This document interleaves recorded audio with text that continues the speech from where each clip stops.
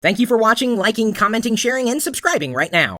This is a transformer. It's a Darth Vader transformer from Hasbro.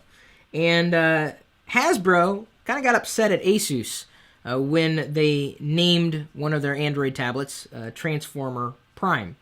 Asus is happy, though, because Hasbro did not win that particular lawsuit, and so Asus gets to keep the name Transformer Prime. Now, if you're not familiar with Asus Transformer Prime, this particular piece of hardware is, I would say, lusted after by many a geek. One of those geeks happens to be one of our Android fans on LockerGnome.com, and I'm very happy to report that we now have an official Asus Transformer Prime review posted now. You can take a look at the link in the description. If you thought that we only covered Microsoft Windows, you're wrong. We cover more than Windows products here on LockerGnome. We cover just about everything if you'd bother to look, and hopefully you will bother to look. So, Ron's first impressions. One, the aluminum circular swirl backplate is very attractive and stylish. It is fast. He says, have I told you it has a quad-core processor? And it seems that it's taking advantage of the hardware. I mean, the software, in conjunction with the hardware. That's good news. He says, it appears to me that this unit is just slightly thinner and lighter than an iPad. Now, that's just off of feel. And honestly, you could look at the specs and say, oh, this one's heavier, this one's lighter. How does it feel to you? And to me, that's a greater revelation in the grand scheme of things. How does it feel? Does it feel heavy? Does it feel light? Screen quality, he notes, equals that of the first two generations of the iPad, not the newest and greatest, is what Ron notes. So he's saying that it's not up to an iPad 3 or a new generation iPad Retina display, but still not bad. Micro HDMI and micro SD slot card slots make the unit more versatile, and I think this is where non-Apple devices really have a leg up. The fact that you can offload data or use data on external storage, like removable media, like SD cards or micro SD cards.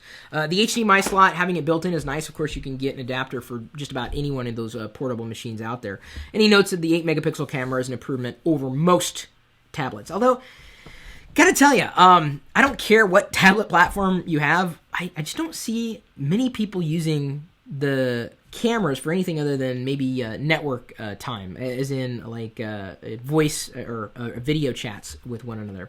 So he gives his experiences with the Transformer Prime, and he said that he believes that the Asus Transformer Prime is an excellent option for those who want to use an Android operating system instead of being locked into Apple iOS or iTunes Vice. So if you are looking for an Android tablet, the Transformer Prime may very well be it, if only because they have like a docking station type of option that will transform that tablet into more of like a laptop. So yes, you can connect, usually you can connect wireless keyboards, like Bluetooth wireless keyboards, to a variety of tablets. Asus has taken a step forward and made it seamless. Not just making it a case, but really making it work. And I guess it was an extra $150. So Ron basically compares this to a traditional laptop. And tablets are kind of in between, right? They're not really laptops. There are full touchscreen devices, but sometimes you do need a keyboard. What kind of keyboard do you want? Well, it depends on what feel you need for that keyboard. Is there good action on the keyboard? But he notes here, he says, well, why didn't you just buy a laptop instead of going with something like a tablet? He says, my laptop doesn't have the cool factor. A laptop isn't cool, whereas tablets are. Well, I guess that's how you define cool, to tell you the truth. I'm not sure.